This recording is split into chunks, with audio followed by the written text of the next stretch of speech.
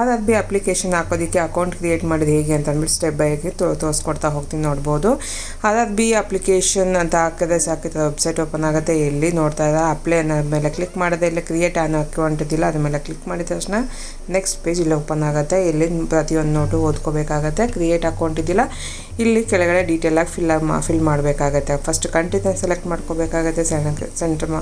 Continue select ಮಾಡಾದ್ಮೇಲೆ next personal ಇನ್ಫಾರ್ಮೇಷನಲ್ಲಿ ನಿಮ್ಮ SLC ಮಾರ್ಕ್ಸ್ಗಳಲ್ಲಿ ಹೇಗಿದೆಯೋ ಆಸ್ ಪರ್ SLC ಮಾರ್ಕ್ಸ್ಗಳು ನಿಮ್ಮ ಡೀಟೇಲ್ಸ್ ಎಲ್ಲ ಫಿಲ್ ಮಾಡಬೇಕಾಗತ್ತೆ. ನಿಮ್ಮ ಹಾಕಬೇಕಾಗತ್ತೆ ಮತ್ತು ಅದನ್ನು ಇನ್ನೊಂದ್ಸಲ ರೀನೇಮ್ ಹಾಕಬೇಕಾಗುತ್ತೆ. ಒಂದು ಸಲ 2 ಸಲ ಕೇಳುತ್ತೆ. ಅದಾದಮೇಲೆ ನಿಮ್ಮ SLC ಒಳಗಡೆ ಯಾವಾಗ ನಿಮ್ಮ ಲೈಫಲ್ಲಿ ಯಾವಾಗ ಚೇಂಜ್ ಮಾಡಿಸಿ ನಿಮ್ಮ ಹೆಸರನ್ನ ಚೇಂಜ್ ಮಾಡಿಸಿ ಅಂತ ಕೇಳ್ತಾರೆ. ಎಸ್ ಅಂತ ಕೊಟ್ಟಾಗ ಏನಂತ ಹೆಸರು ಚೇಂಜ್ ಮಾಡಿದೆ ಅಂತ ಡೀಟೇಲ್ ಹಾಕಬೇಕಾಗುತ್ತೆ. ಇಲ್ಲ ಅಂತಂದರೆ ಅವಶ್ಯಕತೆ ಇಲ್ಲ, ಚೇಂಜ್ ಆಗಿದೆ ಅಲ್ಲಿ ಡೀಟೇಲ್ನ ಕೊಡಬೇಕಾಗತ್ತೆ. ಇಲ್ಲಿ ನೋ ಅಂತ ಕೊಟ್ಟು ನೆಕ್ಸ್ಟು ಡೇಟ್ ಆಫ್ ಬರ್ತ್ ನಿಮ್ಮ ಮಾರ್ಕ್ಸ್ ಕಾರ್ಡಲ್ಲಿ ಏನಿದೆಯೋ SLC ಮಾರ್ಕ್ಸ್ ಕಾರ್ಡಲ್ಲಿ ಸೇಮ್ ಅದೇ ಥರನೇ ಇಲ್ಲಿ ಹಾಕ್ಕೊಬೇಕಾಗತ್ತೆ.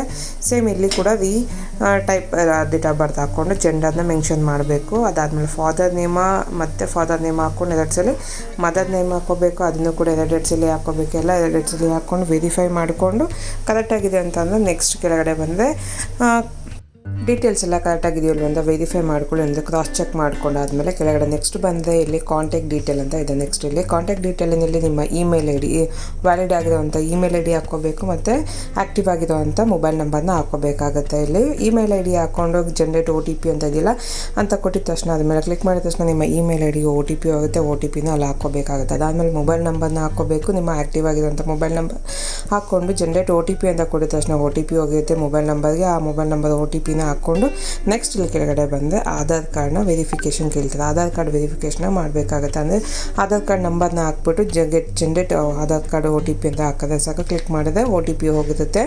ಆ OTPನ ಹಾಕಿದ ತಕ್ಷಣ ನಿಮಗೆ ಅಲ್ಲಿ ನಿಮ್ಮ ಡೀಟೇಲ್ಸ್ ಎಲ್ಲ ಪೀಚ್ ಆಗುತ್ತೆ. ನಿಮ್ಮ ಆಧಾರ್ ಕಾರ್ಡಲ್ಲಿರೋಂಥ ಫೋಟೋ, ಡೇಟ್ ಆಫ್ ಬರ್ತು, ಹೆಸರು, ಮೇಲ ಫೀಮೇಲ ಪ್ರತಿಯೊಂದು ಕೂಡ ಪೀಚ್ ಆಗಿ ಬರುತ್ತೆ.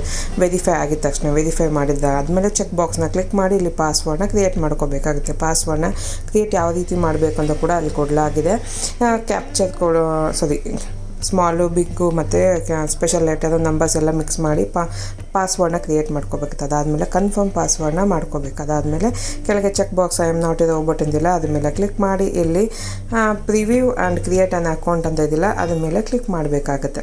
ಅದ್ರ ಮೇಲೆ ಕ್ಲಿಕ್ ಮಾಡಿದ ತಕ್ಷಣ ನಿಮ್ಮ ಡೀಟೇಲ್ ಪೂರ್ತಿ ಏನೆಲ್ಲ ಡೀಟೇಲ್ ಎಲ್ಲ ಕೊಟ್ಟಿದ್ದು ಇನ್ಫಾರ್ಮೇಷನ್ ಎಲ್ಲ ಅದೆಲ್ಲ ಇಲ್ಲಿ ಶೋ ಆಗುತ್ತೆ.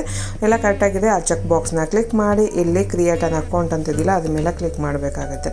ಎಡಿಟಿಂಗ್ ಇದೆ, ಎಡಿಟಿಂಗ್ ಮಾಡ್ಕೋಬೇಕು. ಇಲ್ಲ ಅಂದರೆ ಕ್ರಿಯೇಟ್ ಅನ್ ಅಕೌಂಟ್ ಮೇಲೆ ಕ್ಲಿಕ್ ಮಾಡಬೇಕು. ಕ್ಲಿಕ್ ಮಾಡಿದ ತಕ್ಷಣ ನಿಮ್ಮ ಅಕೌಂಟು ಕ್ರಿಯೇಟ್ ಆಗಿ ನಿಮಗೊಂದು ಮೆಸೇಜ್ ಕೂಡ ಬರುತ್ತೆ. ಇದ್ರ ಬಗ್ಗೆ ಡೀಟೇಲ್ ಆಗಿ ನಾನು ವಿಡಿಯೋ ಕೂಡ ಅಪ್ಲೋಡ್ ಮಾಡಿ ಲಿಂಕ್ ಕೂಡ ಡಿಸ್ಕ್ರಿಪ್ಷನಲ್ಲಿ ಹಾಕಿದ್ದೀನಿ.